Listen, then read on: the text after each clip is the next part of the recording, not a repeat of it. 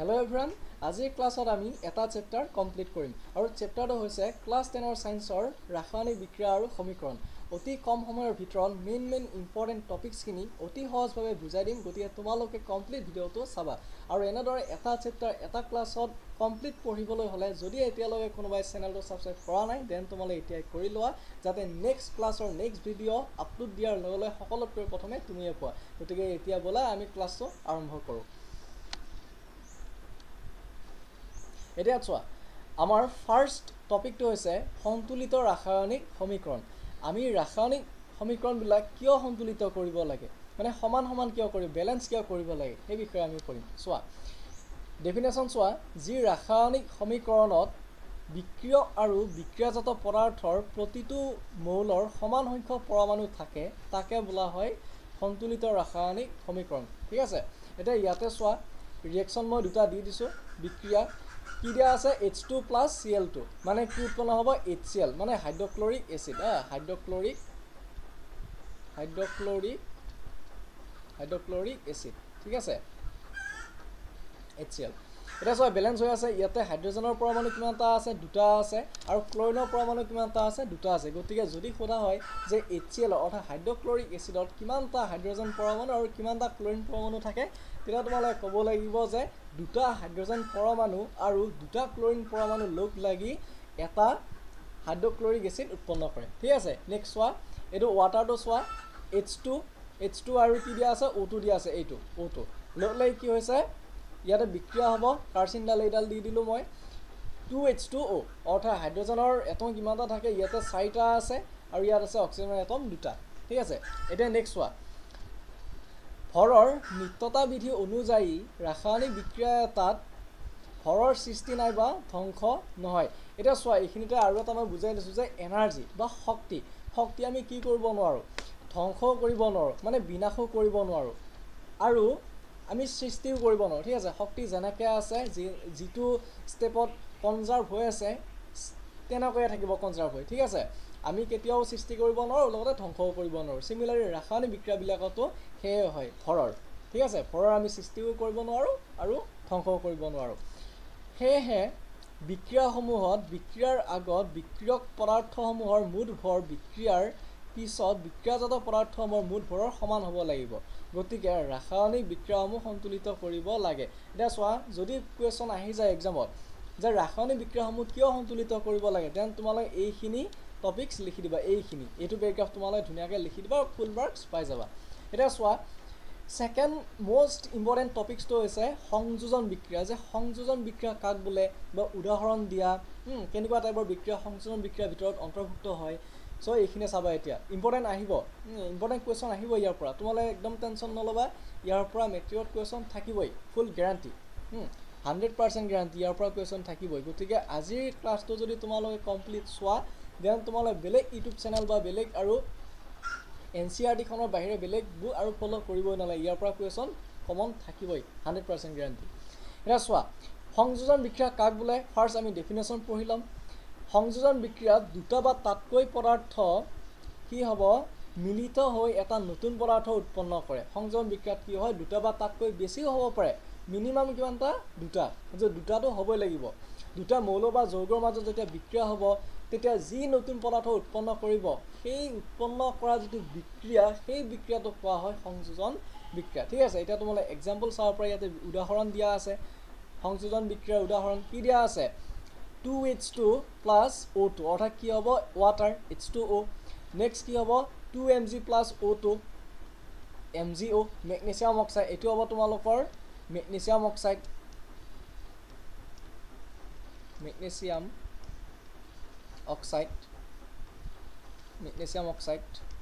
ঠিক আছে magnesium oxide then next চোৱা নেক্সট টপিকটো এইখিনি আছিল সংযোজন বিক্ৰিয়াৰ উদাহৰণ আৰু ডেফিনেশ্যন এতিয়া চোৱা নেক্সট মোস্ট ইম্পৰ্টেন্ট টপিকটো আছে বিযোজন বিক্ৰিয়া ঠিক আছে বিযোজন বিক্ৰিয়া কাক বোলে চোৱা বিযোজন বিক্ৰিয়াত এটা ৰাসায়নিক পদাৰ্থ বাবে যৌগ বিযোজিত হৈ ৰাসায়নিক পদাৰ্থৰ বাবে যৌগ বিযোজিত হৈ দুটা বা ততোধিক পদাৰ্থ উৎপন্ন কৰে ঠিক আছে যে কি হ'ব ইয়াতে বেলেগ একো নহয় এটা ৰাসায়নিক বিক্ৰিয়া ঘটিব কিন্তু কি হ'ব যে এটা কম্পাউণ্ড থাকিব, কম্পাউণ্ডৰ পৰা মৌলৰ উৎপন্ন হ'ব। কম্পাউণ্ড যে এটা ডাঙৰ কম্পাউণ্ড ধৰা ৱাটাৰ বা কেলছিয়াম কাৰ্বনেট, এইটো চোৱা কেলছিয়াম কাৰ্বনেট, এইটো দিয়া আছে কেলছিয়াম কাৰ্বনেট, CaCO3 মানে কি হয় মই লিখি দিছোঁ ইয়াতে কেলছিয়াম কাৰ্বনেট। যদি কোনোবাই নাজানা ধুনীয়াকৈ লিখি ল'বা আৰু নোট ডাউন কৰি যাবা এইখিনি নোটছ, ঠিক আছে। চ' কেলছিয়াম কাৰ্বনেটটো এটা কি হৈ থাকে, যৌগ হৈ থাকে, কম্পাউণ্ড। এই কম্পাউণ্ডটো ভাঙিলে কি উৎপন্ন হ'ব, কেলছিয়াম অক্সাইড উৎপন্ন হ'ব, CaO কেলছিয়াম অক্সাইড, লগতে কাৰ্বন ডাই অক্সাইড উৎপন্ন হ'ব। মানে কাৰ্বন ডাই অক্সাইড থাকিব তোমালোকৰ গেছ হৈ, সেইকাৰণে জি লিখা আছে, আৰু কেলছিয়াম অক্সাইড থাকিব তোমালোকৰ চলিড হৈ, গোটা হৈ থাকিব, ঠিক আছে। চিমিলাৰলি ওপৰতো এটা দি দিছোঁ মই ধুনীয়াকৈ এক্সাম্পল যে 2H2O, এইটো মই আগতে অলপ আগত ফাৰ্ষ্ট শ্লাইডখনতে তোমালোকক পঢ়াইছোঁ যে H2O ৱাটাৰ মলিকুল যেতিয়া ভাঙিব তেতিয়া কি উৎপন্ন হ'ব, কেনেকৈ ভাঙিব, কি কি সৰু উপাংশলৈ ভাঙিব, H2 আৰু অক্সিজেন, ঠিক আছে। এতিয়া অপৰখন বিক্ৰিয়া, এইটো ইম্পৰ্টেণ্ট। অপৰখন বিক্ৰিয়াত কি হয় যে অপৰখন বিক্ৰিয়াত অধিক সক্ৰিয় মৌল এটাই কম সক্ৰিয় মৌল এটাক তাৰ যৌগৰ পৰা বা যৌগৰ দ্ৰৱৰ পৰা অপসাৰিত কৰে। অৰ্থাৎ এইটো কেনেকুৱা টাইপৰ বিক্ৰিয়া জানানে তোমালোকে, মই তোমালোকক বুজাই দিম এতিয়া যে যাৰ বল বেছি, এতিয়া ধৰা বাৰু মই বেলেগ উদাহৰণ নিদিওঁ, মই এইটোৱে বুজাই দিম যে কপাৰ ছালফেট, কপাৰ ছালফেটৰ দ্ৰৱ এটা আছে ইয়াতে, ঠিক আছে, কপাৰ ছালফেটৰ দ্ৰৱ CuSO4, তাৰপিছত কি দিয়া আছে, প্লাছ জিংক দিয়া আছে। এতিয়া চোৱা ইহঁতৰ মাজত ইয়াতে কাৰ্চিন দেই এইডাল বিক্ৰিয়া ঘটিছে হা, যাৰে বল বেছি মানে যাৰ জোৰ বেছি সি বেলেগক আঁতৰ কৰি সেই দ্ৰৱটোত সোমাই যাব, ঠিক আছে। এতিয়া কি হ'ব, কপাৰ আৰু জিংক, ইয়াতে কি দিয়া আছে, কপাৰ আৰু জিংক, ৰ'বা মই কালাৰটো চেঞ্জ কৰি লওঁ।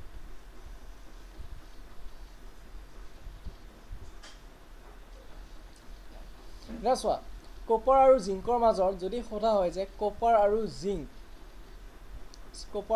জিংক এই দুটাৰ মাজৰ কোনটো বেছি সক্ৰিয়, যদি কোৱা হয় জিংকটো বেছি সক্ৰিয় দেন কপাৰ, ঠিক আছে, কপাৰতকৈ জিংক বেছি সক্ৰিয়, মানে কি বেছি সক্ৰিয় মানে কি ইয়াৰ জোৰ বেছি, বল বেছি, অৰ্থাৎ কি কৰিব পাৰিব, কপাৰ ছালফেটৰ দ্ৰৱৰ পৰা ই আঁতৰাই দিব, বাহিৰ কৰি দি জিংক ছালফেটৰ লগত কি উৎপন্ন কৰিব, জিংক ছালফেট উৎপন্ন কৰিব, জিংক ছালফেটৰ লগত বিক্ৰিয়া কৰি জিংকে, ঠিক আছে। চ' ইয়াত হৈছে যে জিংকে ছালফেটৰ লগত বিক্ৰিয়া কৰি কি উৎপন্ন কৰিলে, জিংক ছালফেট, আৰু কপাৰটো বাহিৰ উলিয়াই দিলে। নেক্সট ইয়াতো একে, কপাৰ ছালফেট আৰু আইৰণ দিয়া আছে, কপাৰ ছালফেট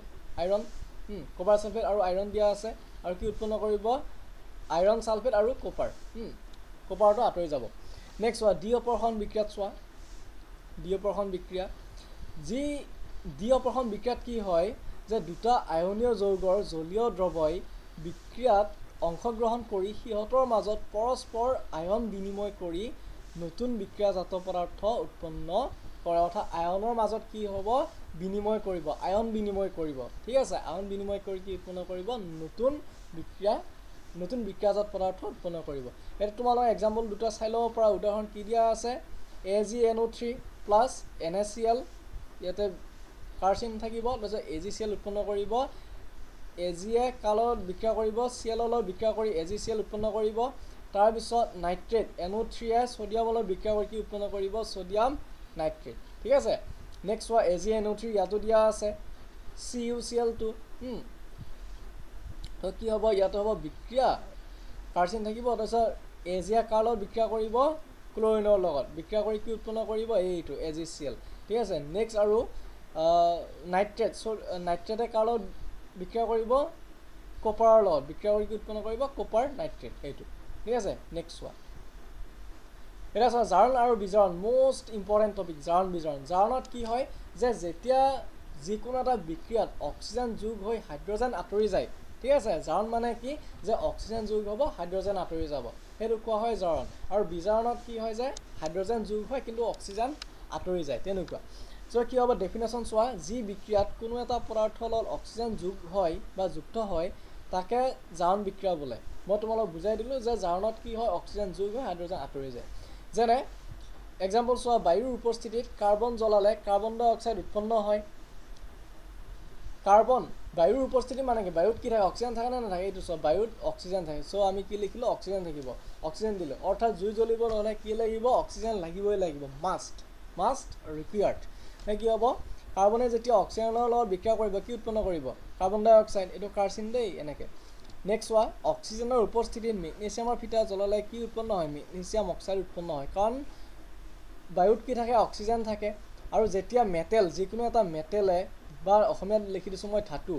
যিকোনো এটা ধাতুৱে যেতিয়া অক্সিজেনৰ লগত বিক্ৰিয়া কৰে তেতিয়া কি উৎপন্ন কৰিব অক্সিজেন মই ইয়াতে লিখি দিলোঁ হা অক্সিজেন তেতিয়া কি উৎপন্ন কৰে ধাতৱ অক্সাইড মনত ৰাখিবা দেই ধাতৱ অক্সাইড উৎপন্ন কৰে গতিকে ধাতৱ মানে ইয়াতে ধাতুটো বহাই দিবা য'ত ধাতৱ লিখিছোঁ ত'ত ধাতৱ বহাই দিয়া ধাতু কি মেগনেছিয়াম ধাতু নহয় ধাতু মেগনেছিয়াম ধাতু এইটো হৈছে মেগনেছিয়াম ধাতু গতিকে ধাতু অক্সাইড মানে কি ধাতু কি মেগনেছিয়াম অক্সাইড চ' মেগনেছিয়াম অক্সাইড উৎপন্ন কৰিলে এইটো এটা বিক্ৰিয়া ইয়াতে কাৰ্চিন দি দিয়া তোমালোকে নেক্সট বিজাৰণটো চোৱা যি বিক্ৰিয়াত কোনো এটা পদাৰ্থই অক্সিজেন হেৰুৱাই তেনে বিক্ৰিয়াক বিজাৰণ বিক্ৰিয়া বোলে ঠিক আছে এতিয়া এক্সাম্পল চোৱা যে কপাৰ অক্সাইড দিয়া আছে কপাৰ অক্সাইড তাৰপিছত H2 দিয়া আছে বিক্ৰিয়া কৰি কি উৎপন্ন হ'ব যে কপাৰটো আঁতৰি যাব ইয়াত থাকিব আৰু অক্সিজেনে হাইড্ৰজেনে লগ হৈ কি উৎপন্ন কৰিব ৱাটাৰ ফৰ্ম কৰিব ঠিক আছে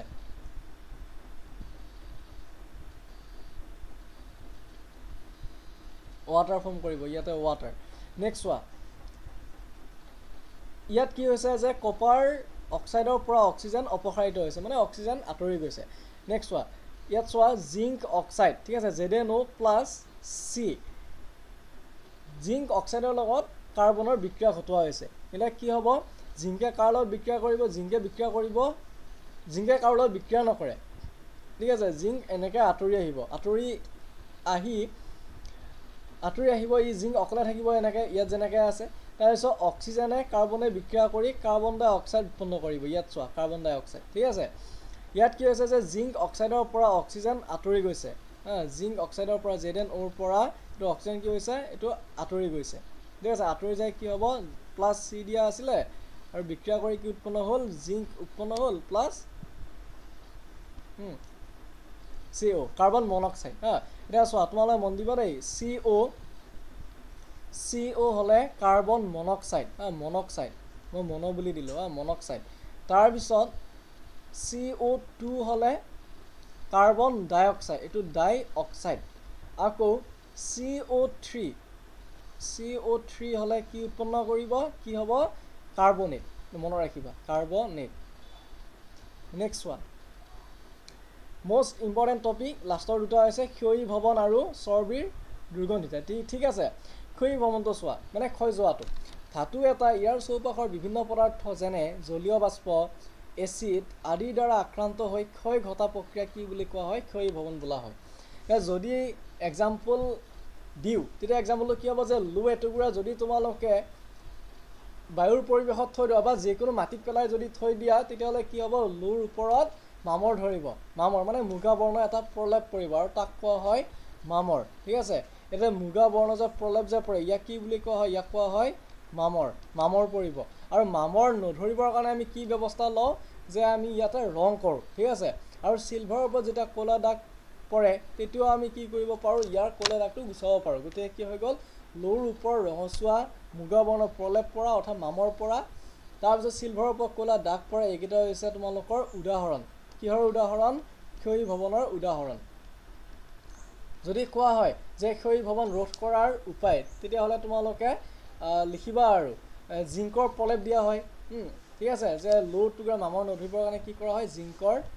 প্ৰলেপ দিয়া হয় এইবিলাক লিখি দিবা তোমালোকক মই কমন কুৱেশ্যনখিনিৰ নেক্সট ক্লাছত নেক্সট ভিডিঅ'ত মই দি দিম বাৰু ঠিক আছে এই বিষয়ে মই কৈ ল'ম ক্লাছৰ শেষতে এতিয়া চোৱা চৰ্বি দুৰ্গন্ধিতা এইটো টপিকটো চোৱা চৰ্বি দুৰ্গন্ধিতা এইটো কি হ'ব যে যেতিয়া তেল বা চৰ্বিযুক্ত খাদ্য দীৰ্ঘ সময়ৰ বাবে ৰাখি থওঁ তেতিয়া কি হয় এনেকুৱা খাদ্যদ্ৰব্যত তেল চৰ্বি বায়ুৰ অক্সিজেনৰ দ্বাৰা জাৰিত হয় আৰু জাৰিত হৈ কি কৰিব কি হ'ব দুৰ্গন্ধি আৰু বেয়া স্বাদযুক্ত হ'ব মানে তোমালোকে খাবই নোৱাৰিবা বেয়া হ'ব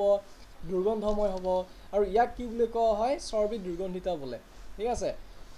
যেনে মাখন অলপ যেতিয়া মাখন অলপ আমি কি কৰি ৰাখোঁ যে বহুদিন যদি সাধাৰণ উষ্ণতাত থৈ দিওঁ নৰ্মেল টেম্পাৰেচাৰত তেতিয়া কি হয় গলি যাব আৰু তাৰ পৰা দুৰ্গন্ধ নিৰ্গত হ'ব ঠিক আছে দুৰ্গন্ধ ওলাই যাব এতিয়া চোৱা তোমালোকক মই ক্লাছৰ ডিটেইলছটো তোমালোকক মই বুজাই দিম যে কি হ'ব ক্লাছটো হ'ব তোমালোকৰ ৰেগুলাৰলি ঠিক আছে মন দিবা দেই ৰেগুলাৰলি তাৰপিছত আৰু প্ৰত্যেকটো চেপ্টাৰৰ মোষ্ট ইম্পৰ্টেণ্ট টপিকছখিনি পঢ়োৱা হ'ব টপিকছ আৰু ইম্পৰ্টেণ্ট কুৱেশ্যন তোমালোকে ক'ত কেনেকৈ কৰিব পাৰিবা যদি লাইভ ক্লাছ কৰিব বিচাৰিছা দেন তোমালোকে এইটো নম্বৰত 8882843937 এইটো নম্বৰত তোমালোকে হোৱাটছআপ কৰিবা ক্লাছত এড কৰাই দিম ঠিক আছে আৰু এই ইউটিউবৰ এইটো হ'ব তোমালোকৰ পাৰ্চনেলি মেণ্টৰশ্বিপত ক্লাছ হ'ব আৰু ইউটিউবৰ ক্লাছটো তোমালোকক মই জনাই আছোঁ যে ইউটিউবত ৰেগুলাৰলি হ'ব তোমালোকে ভিডিঅ'বিলাক শ্বেয়াৰ কৰি দি থাকা এতিয়া এই চেপ্টাৰটো কমপ্লিট তোমালোকক মই বুজাই দিলোঁ যিখিনি ইম্পৰ্টেণ্ট টপিকছ আছিলে আৰু ইয়াৰ পৰা যি কুৱেশ্যন আহিব পাৰে সেই সকলোবোৰ ইম্পৰ্টেণ্ট কুৱেশ্যন লগাই মই নেক্সট ভিডিঅ'ত আপলোড দি দিম যদি তোমালোকক লাগে তোমালোকে কমেণ্ট কৰিবা আৰু শ্বেয়াৰ কৰিবা আৰু ছাবস্ক্ৰাইব কৰি দিবা তোমালোকে ঠিক আছে থেংক ইউ